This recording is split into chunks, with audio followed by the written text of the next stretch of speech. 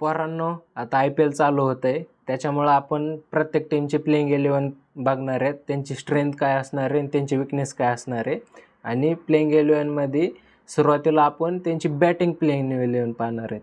म्हणजे जे की इम्पॅक्ट प्लेयर असतील ना, ते सगळे बॉलर असणार आहेत, म्हणजे सेकंड इनिंगमध्ये जे की बॉलिंगच्या वेळेस असतील. ठीक आहे. सगळ्यात आधी आपण बघणार आहेत हैदराबाद, जे की ज्या टीमने सगळ्या बॅटिंगचं टेम्पलेट बदलून टाकलं आहे. IPLमध्ये नुसता राडा चालू केला त्यांनी, नुसती बॅटिंगमध्ये धुवा चालू केला आहे. त्यांची प्लेइंग 11 बघू आपण. प्लेइंग 11मध्ये 2 ओपनर अभिषेक शर्मा आणि हेड. त्या 3 नंबरला ईशान किशन, म्हणजे टॉप 3 रन नुसत्या धिंगाणाच येतं. ठीक आहे. 4 नंबरला क्लासेन भाई स्पिनचे तर मर्डरच करून टाकतोय क्लासेन. आणि रेड्डी भाई तो पण खतरनाक ऑलराऊंडर आहे. अभिनव मनोहर 6 नंबरला, जो की मस्त प्लेयर आहे, 1 नंबर आहे, काही प्रॉब्लेम नाही. कमिन्स, झांपा, शमी, हर्षल पटेल आणि राहुल चहर ही प्लेइंग 11 असणार आहे, जे की बॅटिंग प्लेइंग 11 आहे. ठीक आहे.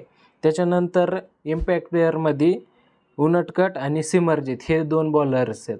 त्याच्यामुळे ही टीम ना मागच्या वर्षीपेक्षा 1 नंबर क्लास बॉलिंग यांनी भारी बॉलिंग केली, एकदम चांगली स्ट्रेंथन बॉलिंग केली. आता आपण त्यांची स्ट्रेंथ बघू. काय स्ट्रेंथ यांची स्ट्रेंथ म्हणायचं झालं तर स्ट्रेंथमध्ये यांची बॅटिंग सॉलिड आहे, कडक आहे, म्हणजे 300 तर हे मारणारच येतं. कोणाविरुद्ध मारतील हे दुसऱ्या टीमने विचार करायचा, पण हे 300 मारणार म्हणजे मारणारच आहेत. ठीक आहे. त्याच्यानंतर बॉलिंग मागच्या वर्षीपेक्षा क्लास बॉलिंग केली. झांपा ॲड केला आहे, शमी ॲड केला आहे, हर्षल पटेल ॲड केला आहे, क्लास बॉलिंग झाली. विकनेस मला काय वाटतं बरं, विकनेस तर नाहीच आहे यांच्यात, पण मला पर्सनली काय वाटतं आहे की थोडी डेथ बॉलिंग थोडी इकॉनॉमिकली, म्हणजे शमी आणि हर्षल पटेल हे थोडे इकॉनॉमिकल जाते डेथमध्ये.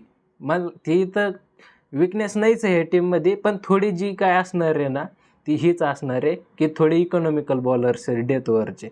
त्याच्यामुळं मला तर वाटतं आहे खतरनाक टीम बनवली आहे आणि बॅटिंगमध्ये तर नुसता धुवाच धुवा आहे यांचा. ठीक आहे. तुम्हाला काय वाटतं ह्या टीमबद्दल, कुठं फिनिश करेल ह्या सीझनमध्ये, आम्हाला कमेंट सेक्शनमध्ये सांगा. थँक्यू.